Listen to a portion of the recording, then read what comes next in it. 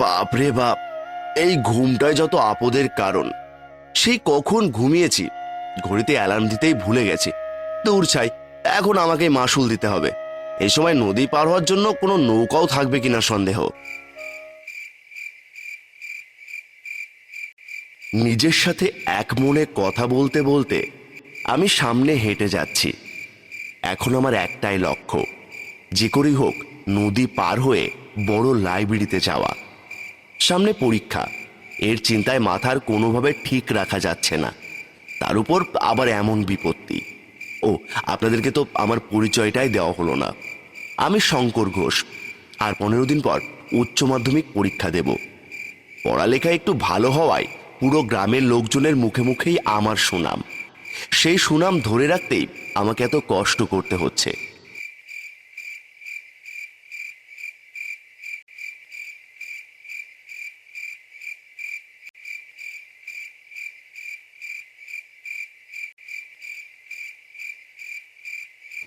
গ্রামের শীতকাল শুরু হয়ে গেছে বেশ কয়েকদিন হলো।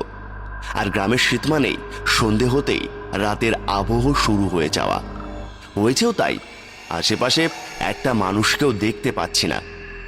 একা একা হাঁটতে কেমন যেন অদ্ভুত লাগছে।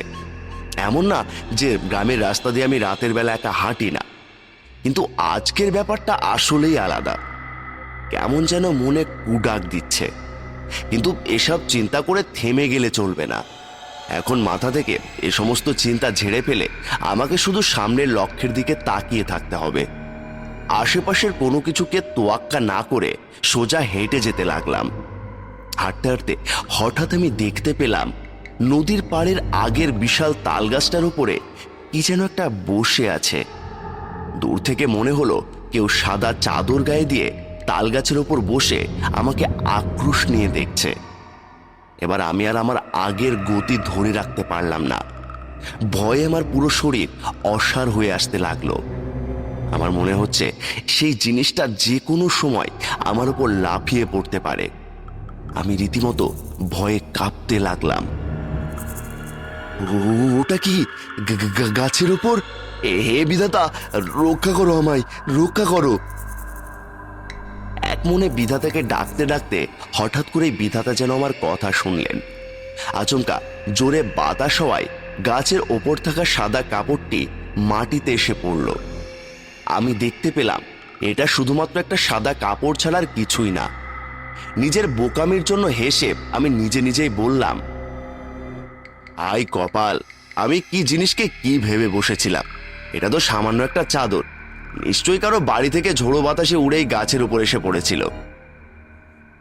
আমি সেটা নিয়ে বেশি না ভেবে চাদরটি তাল গাছের নিচে একটা ছোট পাথর দিয়ে চাপা দিয়ে রেখে গেলাম। পরবর্তীতে এই রাস্তা দিয়ে কেউ গেলে চাদরটি দেখতে পেলে বুঝতে পারবে এটা কারো বাড়ির চাদর।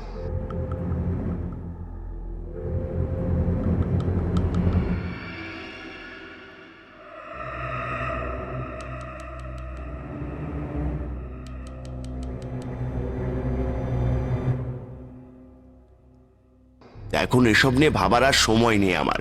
আমি আবারও পা চালিয়ে অবশেষে নদীর পাড়ে পৌঁছে গেলাম। নদীর পাড়ে যেতেই আমার মন ভেঙে গেল। একটা নৌকাও নেই, এই ভয়টাই পাচ্ছিলাম।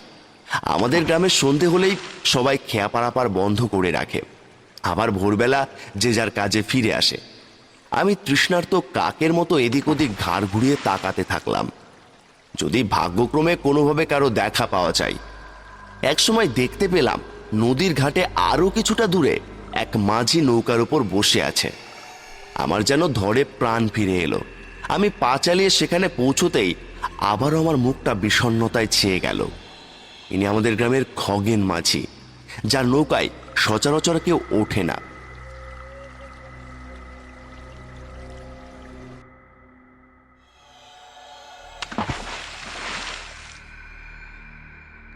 খগেন মাঝি আমাকে দেখতে পেয়ে নৌকা ছেড়ে উঠে দাঁড়ালেন।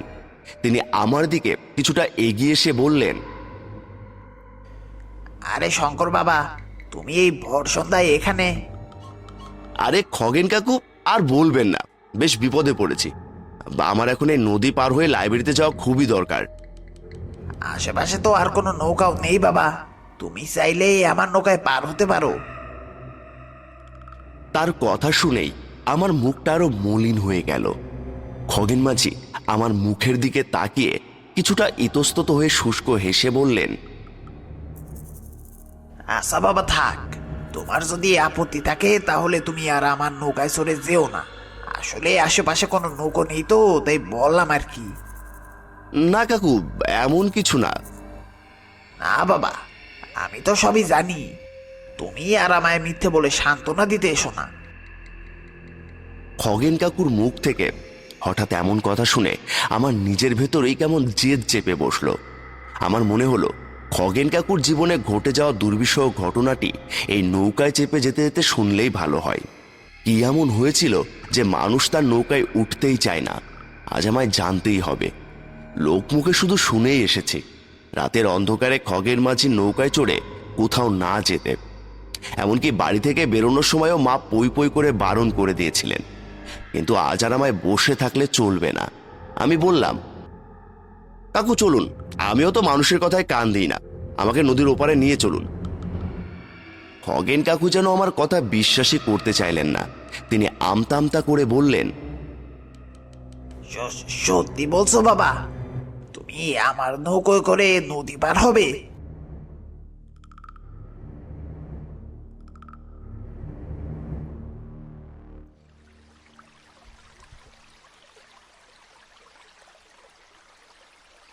এইবার বিশ্বাস হচ্ছে তো? এবার তাড়াতাড়ি আসুন কাকু, নৌকায় ঠেলা দিন। হ্যাঁ হ্যাঁ বাবা, এখনই নৌকো ছাড়ছি।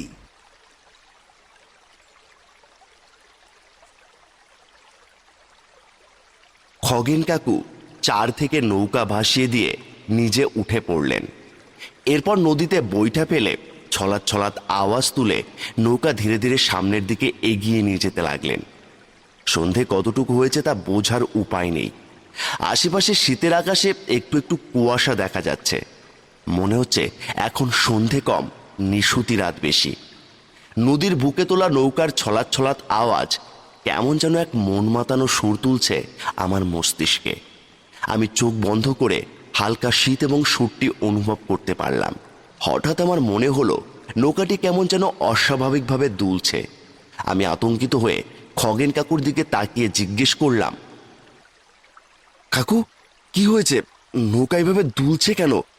নৌকার নিচে কিছু পড়েছে নাকি?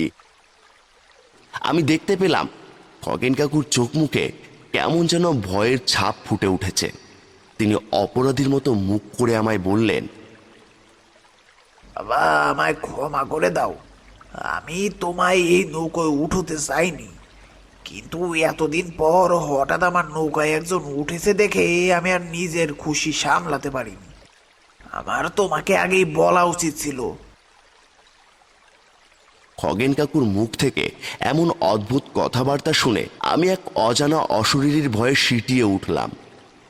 কি বলছেন কাকু এসব? কি বলতে চেয়েছিলেন তিনি আমায়? আমি আর কোনো রকম ভনিতা না করে জিজ্ঞেস করলাম, কাকু কি হয়েছে সত্যি করে বলুন তো? আর আপনার নৌকায় মানুষ কেন উঠতে চায় না? আজ কোনো কিছু আমার কাছ থেকে লুকোবেন না আপনি। খগেন কাকু কাপা কাপা গলায় বললেন, সে সে এসে গেছে। কে এসে গেছে? কার কথা বলছেন আপনি? চারিদিকে তাকিয়ে দেখুন কাকু, এখানে আপনি আর আমি ছাড়া কেউ নেই। কাকু যা বলবেন স্পষ্টভাবে বলুন। কিন্তু এমন এক পরিবেশে এসে গল্প করা কি ঠিক হবে বাবা? আপনি দয়া করে বলুন কাকু, কিসের ভয় পাচ্ছেন শুধু শুধু? বেশ খানিকক্ষণ জোড়াজোড়ির পর অবশেষে খগেন কাকু বেশ কিছুক্ষণ ইতস্তত করে তার জীবনের দুর্বিষহ গল্পটি আমায় বললেন।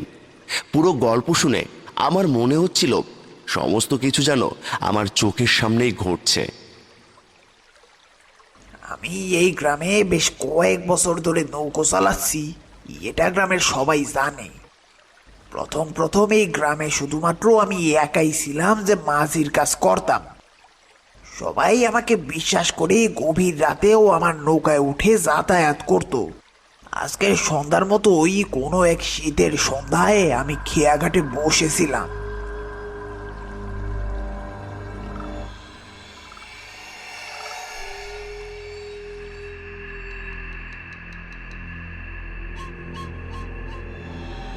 হঠাৎ আমার কাছে এক লোক আসে ভ্যান চালিয়ে।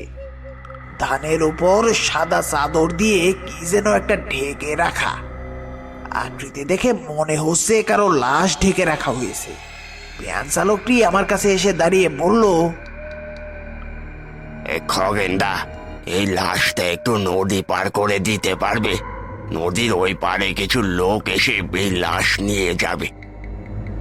সে কি, এই লাশ আমি একা নিয়ে যাব? লাশের সাথে বুঝি আর কেউ যাবে না?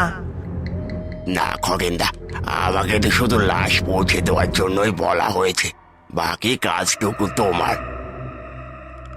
ভ্যান চালক কথাগুলো বলে আর এক মুহূর্ত দেরি না করে তার নিজের গন্তব্যে চলে গেল।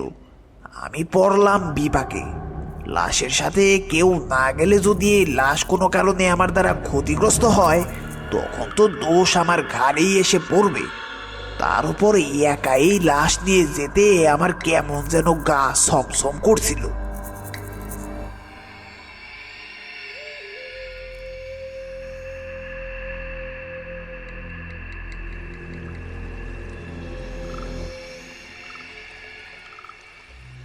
তবু যেহেতু আমার কাঁধে দায়িত্ব এসে পড়েছে, তাই আমি আর বেশি কিছু চিন্তা না করে নৌকা চালাতে শুরু করলাম। আমি যতটুকু সম্ভব চেষ্টা করলাম লাশের দিকে নজর না দিতে। ধীরে ধীরে নৌকা চালিয়ে সামনে এগোতে লাগলাম। হঠাৎ আমার মনে হলো নৌকাটি দুলছে। আশেপাশে ভালো করে তাকিয়ে বোঝার চেষ্টা করলাম কোনো কিছু বেঁধে গেছে কিনা, কিন্তু কিছুই তো দেখতে পেলাম না।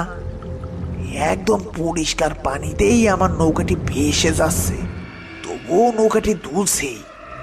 আচমকা আমার কানে আসলো কাঠের মোট মোট আওয়াজ। আমি হালকা একটু ঘাড় ঘোরাতেই যা দেখলাম, তাতে আমার পিলে চমকে উঠলো। স্পষ্ট দেখতে পেলাম চাদরে মুড়ি দেওয়া লাশ একদম মানুষের মতো বসে আছে। তার চোখ মুখ কিছুই দেখা যাচ্ছে না, শুধু অবয়বটি কাঠের পাটাতনে বসে আছে। আমার মনে হচ্ছিল আমার পুরো শরীরের রক্তের শিরা উপশিরায় রক্তের উষ্ণ স্রোত ছুটোছুটি করছে বাবা। বুকের ভেতরে হৃৎপিণ্ড এত জোরে আওয়াজ করছে যেন সেই আওয়াজ শুনতে পেয়ে লাশটি উঠে দাঁড়াবে। অবাক করা বিষয় হলো ঠিক তাই। লাশটি উঠে দাঁড়িয়ে ধীরে ধীরে আমার দিকে এগিয়ে আসতে শুরু করলো। আমি আর নিজেকে ধরে রাখতে পারলাম না, জ্ঞান হারিয়ে নৌকোতেই পড়ে গেলাম।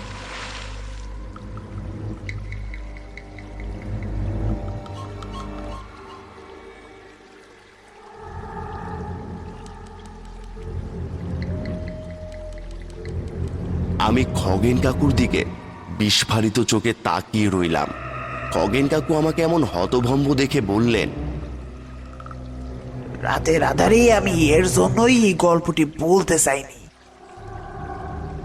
খগেন কাকুর কথাগুলো শুনে আমি এতটাই ঘোরের ভিতর ছিলাম যে কখন নদী পার হয়ে গেছি টেরই পাইনি। এই তো বাবা, আমরা পৌঁছে গেছি, নামো।